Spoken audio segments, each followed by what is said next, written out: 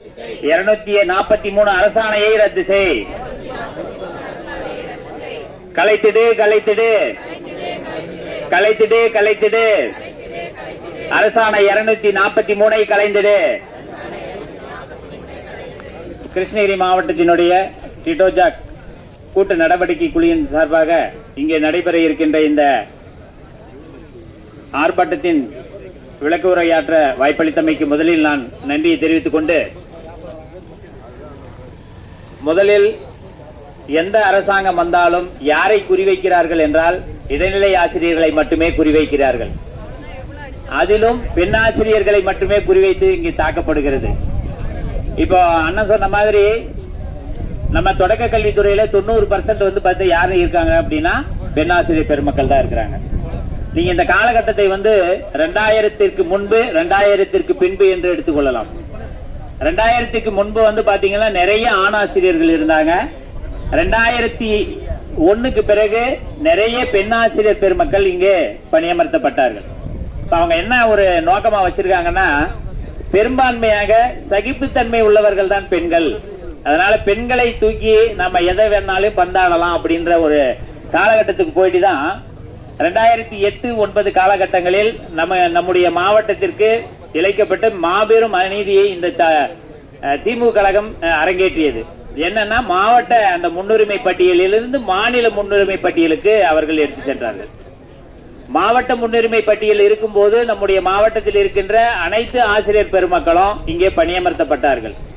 99, 2000, 2001 காலகட்டங்களில் குறிப்பாக தென்னிந்திய, அதாவது தென் தமிழகத்தில் இருக்கக்கூடியவர்களை இங்கே பதிய வைத்து நம்முடைய மாவட்டத்திற்கு மிக பெரும் அநீதியை ஏற்படுத்தியதன் தாக்கத்தின் காரணமாக நாம நிறைய முறையிட்டு கொண்டே இருந்தோம், போராட்டம் நடத்திட்டே இருந்தோம். அதனால என்ன பண்ணாங்க, அப்ப இருந்த ஆட்சியாளர்கள் உடனடியாக மாநில முன்னுரிமைக்கு கொண்டு போனாங்க.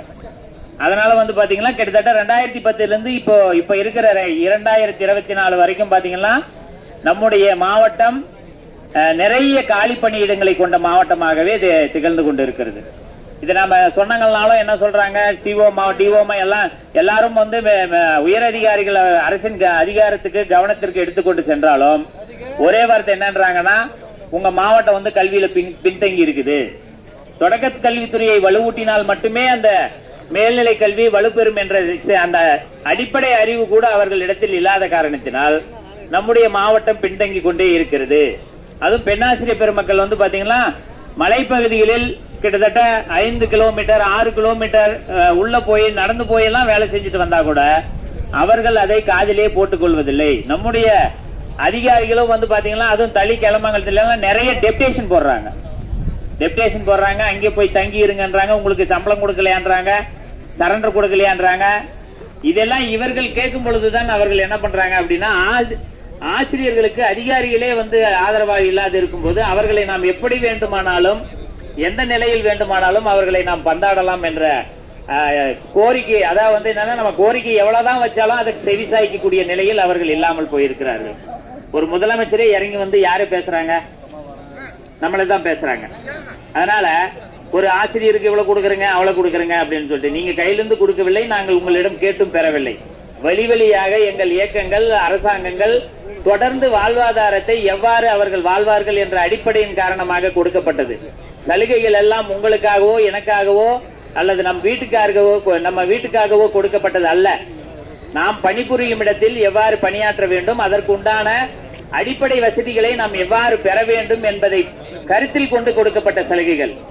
ஆனால் அதை ஒவ்வொன்றாக இந்த அரசாங்கம் பறித்துக் கொண்டு வருகிறது. நாமளும் கேட்கிறோம். நிறைய பேர் சொல்றாங்க, கிட்டத்தட்ட 5000 ஆசிரியர்களை கொண்ட நம்முடைய தொடக்க கல்வித்துறையில் இப்பொழுது பாத்தீங்கன்னா நம்ம முன்ன சொன்ன மாதிரி நம்ம சிபிஎஸ்ல இருக்கிறவங்களை விட நம்ம ஜிபிஎஃப்ல இருக்கிறவங்க வந்தாங்க, தலைமை ஆசிரியர் பெருமக்கள் வராங்க அப்படின்றாங்களே தவிர பாதிக்கப்படுபவர்கள் வீட்டில் தான் இருக்கிறார்கள். அவர்களை கொண்டு வருவதற்கான முழு முயற்சியை நாம் எடுத்துக்கொள்ள வேண்டும். 243 ஜிஓ அப்படின்னா ஒரு சிலருக்கு என்னன்னே தெரிய மாட்டேங்குது. ஏதோ போட்டிருக்கிறாங்க, ஏதோ பண்றாங்க. நாம கூட பாத்தீங்கன்னா இந்த நியூ எஜுகேஷன் பாலிசி வந்துச்சு இல்லீங்களா, அது நம்ம நெட்ல வெளியிடுறோம், இல்ல கலெக்டரேட்ல கூட்டம் நடத்துறாங்க, போய் கலந்துக்கங்கன்னா ஒரு ஆசிரியரோ 2 ஆசிரியரோ தான் போறாங்க. அதை பற்றியான விழிப்புணர்வு இங்கே பெரும்பான்மையான ஆசிரியர்களுக்கு இல்லை.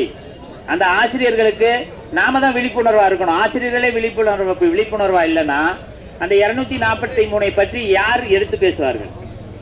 சங்கங்கள் எடுத்து பேசுகிறது. அதற்கு வலு சேர்க்க வேண்டியது யார்? நம்ம தான், ஆசிரியர்கள் தான் வரணும். ஆசிரியர்கள் கூட்டத்தை பார்த்தால்தான் அவர்கள் நம்மை நோக்குவார்கள். இல்லை என்றால் ஏதோ மூணாம் பட்சமாக நினைத்து விட்டு அவர்கள் கடந்து செல்வதற்காகத்தான் எல்லாருமே பாத்தீங்கன்னா நினைக்கிறார்கள். நம்ம இப்ப இருக்கக்கூடிய அரசாங்கம் நம்ம பத்தி மொத்தமா வரி வரியே எழுதினாங்க, ரைட்டா?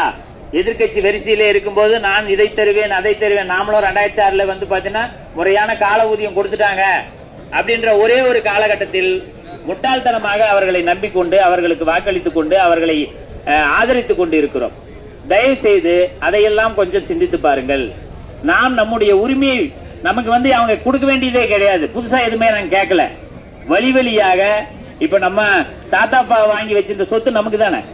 அந்த சொத்து கூட கொடுக்க மாட்டோம்னா அது என்ன அர்த்தம்? அந்த மாதிரி நம்முடைய முன்னோர்கள் வாங்கி தந்த அந்த சலுகைகளை விட நம்முடைய தேவைகள், அடிப்படை உரிமைகள், அந்த உரிமைகளை நாம் பாதுகாக்க தவறிவிட்டோம் என்றால் அடுத்ததாக ஊதியத்தை கூட அவர்கள் 10% இருக்கிற அந்த சிபிஎஸ் 20% மாற்றுவதற்கு கூட வழிவகை செய்வார்கள், சட்டம் இயற்றுவார்கள். இன்னும் நாம் ஓய்வு பெறுவதற்குள் என்னென்ன பாடுபடுவோம் என்பதை நம்ம நினைத்து பார்க்கவே கடினமாக இருக்கிறது. ஆகையால் ஆசிரியர் பெருமக்களே, பெண்ணாசிரியர் பெருமக்களே, உங்கள் சகோதரிகளுக்கும் உங்கள் நண்பர்களுக்கும் நண்பிகளுக்கும் கட்டாயமாக இந்த செய்தியை பகிருங்கள். நீங்கள் வர வேண்டும். நாங்க ஒரு 10% இருக்கிறோம்.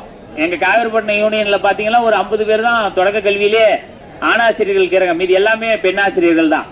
360 பேர் இருக்கிறதுல ஒரு 60 பேர் நாங்க ஆணாசிரியர்கள் இருப்போம். மீதி 300 பேர் பெண்ணாசிரியர்கள் தான். அது போலதான் ஒவ்வொரு ஒன்றியத்திலும் பெண்ணாசிரியர் பெருமக்கள் தான் அதிகமா இருக்கிறாங்க. நாங்க என்னதான் நாங்கள் கத்துகின்ற கூப்பாடு போடுகின்ற அந்த ஒலிகள் எல்லாம் உங்கள் செவியை சேரவில்லையா என்று எங்களுக்கு ஐயமாகவே காணப்படுகிறது. ஒவ்வொரு நிலையிலும் இந்த மாதிரி ஏமாற்றத்தை சந்திக்காமல் மிகப்பெரிய போராட்டமாக அதை நடத்தி நம்முடைய வாழ்வாதாரத்தினை வெற்றி பெற இந்த போராட்டம் மாபெரும் போராட்டமாக மாற வேண்டும் என்று வாழ்த்தி வாய்ப்புக்கு நன்றி கூறி விடைபெறுகிறேன். நன்றி, வணக்கம்.